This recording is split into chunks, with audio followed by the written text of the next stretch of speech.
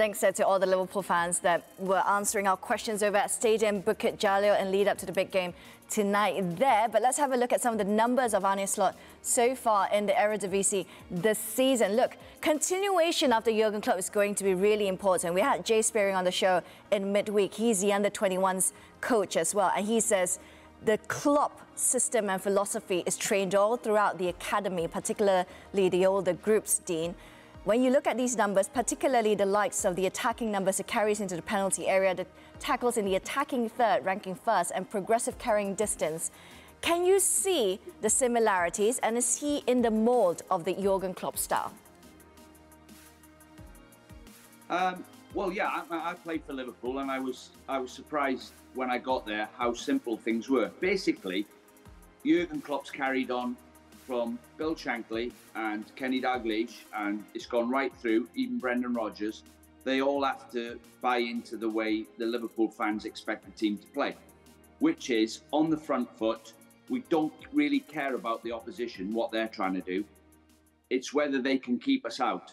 And there's three ways of playing football at Anfield regarding the opposition. They either fill the midfield up, so we go around the outside of them. They either full press us and try and get the ball off us high up the pitch. We'll go over the top of them. And if they try and stop our fullbacks coming out, we'll play through the middle of them. And they would say to the team, find the way to win the game. You do it out there. We've got good players and you're on the front foot. So it's no use coming to Liverpool and playing like Conte played at Spurs last season, everyone behind the ball. The fans won't accept it.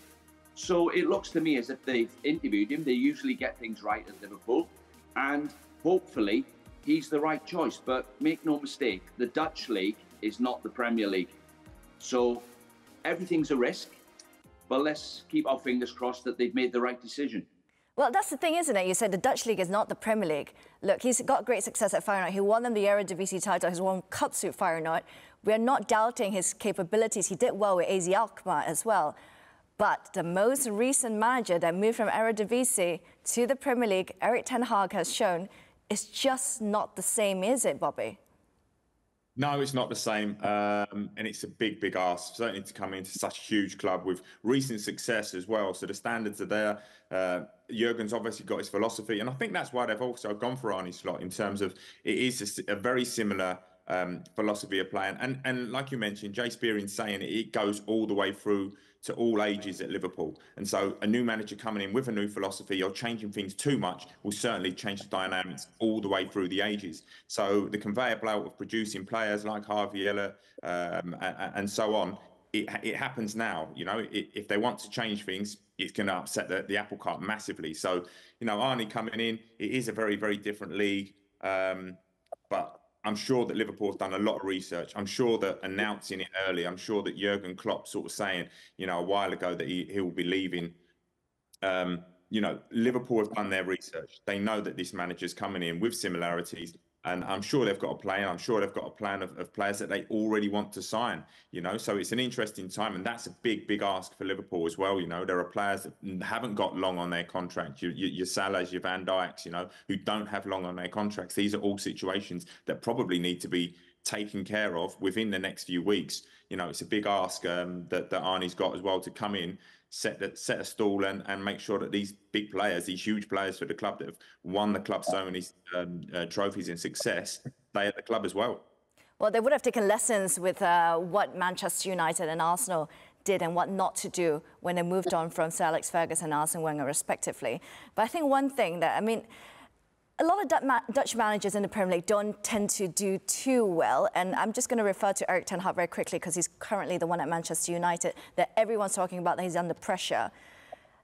He does not connect with the Manchester United fans, let's put it that way. They had Louis van Gaal as well, who couldn't really connect with Manchester United fan. How much importance is ARNE SLOT when he comes in? The first thing he has to do, his personality, he has to charm the Liverpool fans, because Liverpool in itself, a city, is a very passionate city, Dean.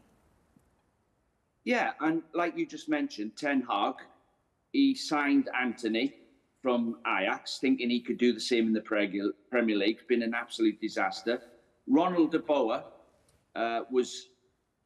Frank de Boer didn't last 5 minutes at Crystal Palace. Ronald Koeman lasted not long at Everton. In years gone by, when Van Basten and Rijkaard and Hullet, they were successful. But in the last 10 years, we've not seen a lot of success. Van der Beek is another one that's been a bit of a disaster at Man United.